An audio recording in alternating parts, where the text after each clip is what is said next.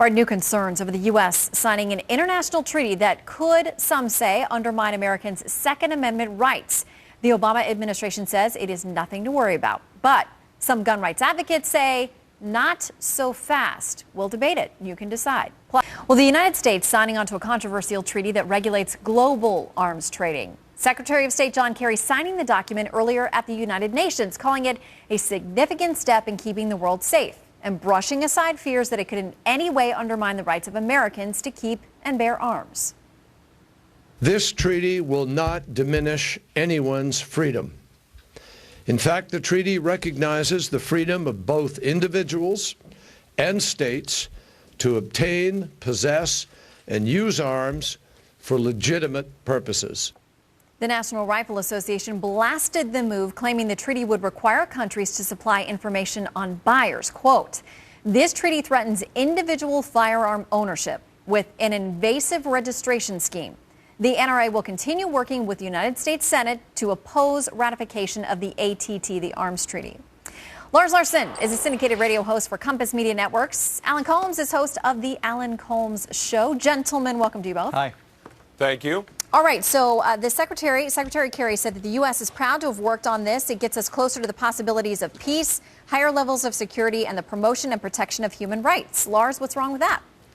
Well, it's baloney. Number one, this treaty signs America into an agreement with other countries, so far about 85 of them, and it would have to be ratified by the Senate for it to actually take effect. But if it were to take effect, we would be giving up some of the sovereignty of the United States. The rules and regulations for how guns imported to the U.S. would be held and registered to American users would be guided by an international body instead of by the U.S. Congress and the U.S. courts. That's ridiculous. I can't believe, I refuse to believe that Alan would back the idea of giving up that sovereignty. Secondly, this treaty has an expectation that end users of imported pistols, I'll give you an example. I own a Sig Sauer pistol. It comes from Germany. Imported to the U.S., this treaty would require that the U.S. maintain a registry of the end users. I'm the end user. The only way to do that is to register those guns in the United States, a solution that Americans have consistently rejected.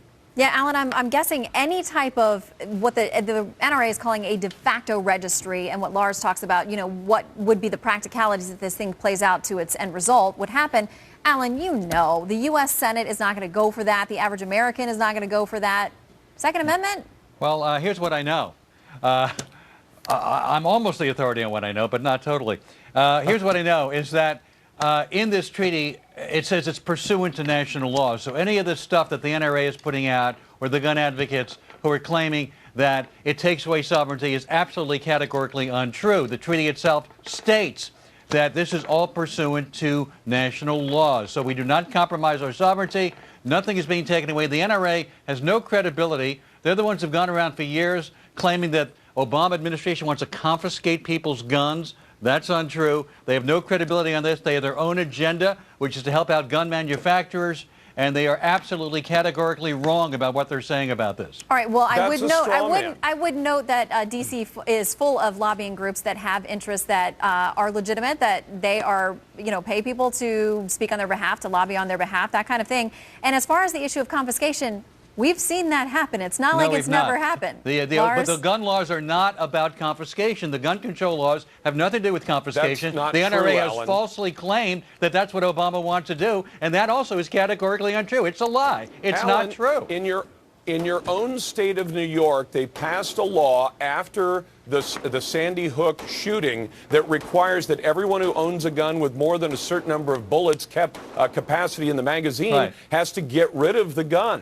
I mean, this is where you're denying the reality. That is not confiscating guns. And the fact is, no, well, not accurate. What's the difference between the government requiring that you divest yourself of a gun and confiscating it? They are simply saying this is actually, first of all, that's about going forward, not guns already owned by people in New York State. It's not about guns that are already in possession of gun owners. So that's not accurate. Number two, it's about actually limiting the capacity of guns, not confiscating them. All right, Alan, we let you explain. Let's let Lars respond here. Shannon, here's the difference. If you pass a treaty and you ratify it in the U.S. Senate, then when this international group says, United States, you're not keeping proper track of all those guns within your country, and if you don't do that, we can't limit the possibility that they might spread to other countries. That's the intent of the ATT. If they tell the United States, you need to have additional laws that regulate where those guns are and keep track of where they are, this international treaty can force the United States to do things that the U.S. representatives would not do on their own. That is where the abrogation of the Second Amendment begins to happen if we were dumb enough to sign on to this treaty and ratify it through the U.S. Senate. The treaty does not force the United States to do anything that the laws do not already call for. Let me ask you this, Alan, though. There has been objection, very vocal, very loud, bipartisan objection out of the Senate for this.